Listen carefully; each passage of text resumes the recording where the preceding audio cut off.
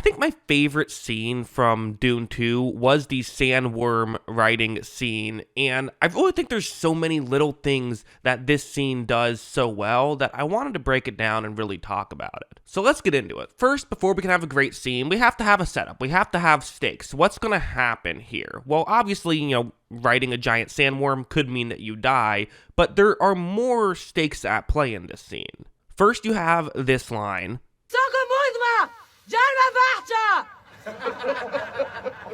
While just a joke, you can see that Zendaya's character, Shandy, is, very much concerned about what could happen, but this is also showing that there is maybe some wanting to see Paul do great here. Quickly after this is going to happen. So this kind of tells us what we know now at this point, which is there's obviously a lot of question as to is Paul the quote-unquote chosen one or not, and this could be a great way to prove that he really is special or to maybe prove that he actually isn't. Beyond just the fact that he is doing something dangerous, there is more at stake here, and it will determine the way the rest of this movie goes, how well he performs in this moment.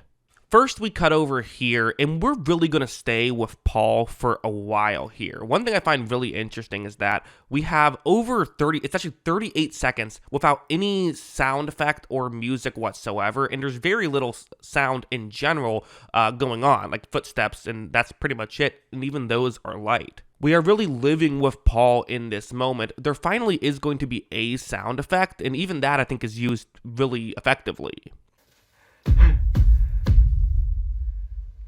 You don't just hear him hitting the sand, there's an added echo to it, which kind of tells us, the audience, it reminds us that these sandworms can hear under it, and if Paul isn't careful, he could screw this whole thing up. After another 16 seconds, he finally has laid the trap, and now the game can essentially begin. We hear the rhythmic beating from the thing that can cause the sandworm to come towards it, and we see Paul getting into position. Again, this takes its time in waiting for something to happen. After Paul does that, we wait another good 30 seconds. So this is letting us, again, live in this moment. There's a couple other shots I think are really important for this scene. This over the shoulder of Zendaya's character looking towards where the sandworm could be coming from, but then looking over to Paul. What that does visually is it lets us know where everybody is, and also lets us know that Paul is truly alone here. And I love how they decide to show the sandworm. There is no close-up here. Instead, watch. You see him, he's looking out, and then all of a sudden you see that there is sand. It kind of happens when we weren't even looking in that direction. It just sort of happened. You see the rest of the crowd, they are going to sort of react to how much sand there is. They're saying, whoa, not that big.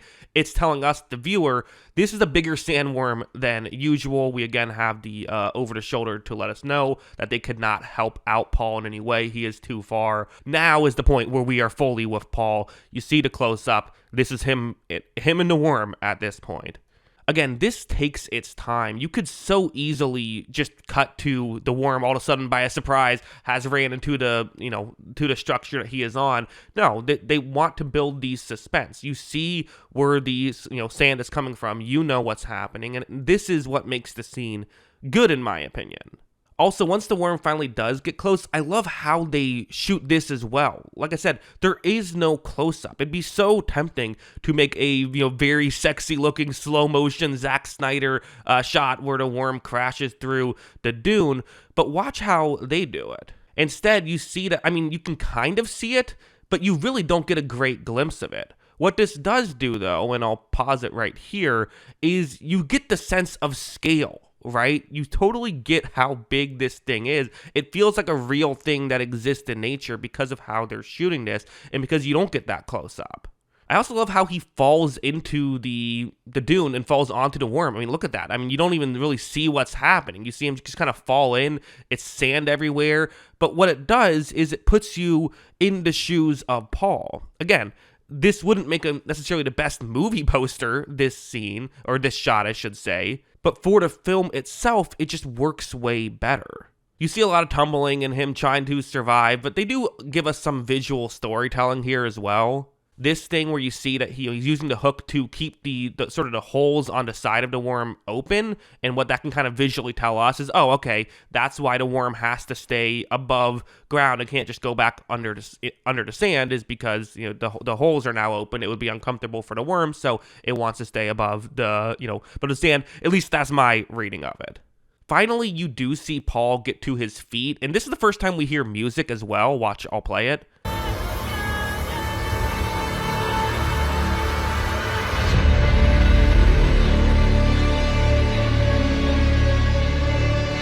You also then cut back to the people he was with, and you see how pumped up they are and how they're celebrating. It also kind of lets us know the conclusion that we have now come to from that scene. Finally, you see Zendaya's character. She is going to react to everyone kind of treating him like a godlike figure. She is now doing the mental gymnastics of what does that now mean for everybody at this point. What has now happened? She is adjusting to the difference that this scene has made. So it wasn't just a cool looking scene, it wasn't just a cool feeling scene, but it was also an impactful scene for the story. And if you can make all those things happen, I'd say that's a pretty good scene. But yeah, that's what I think about this scene. What do you think about it? Let me know in the comments below. Always love hearing from y'all. And of course, as always, thanks for watching.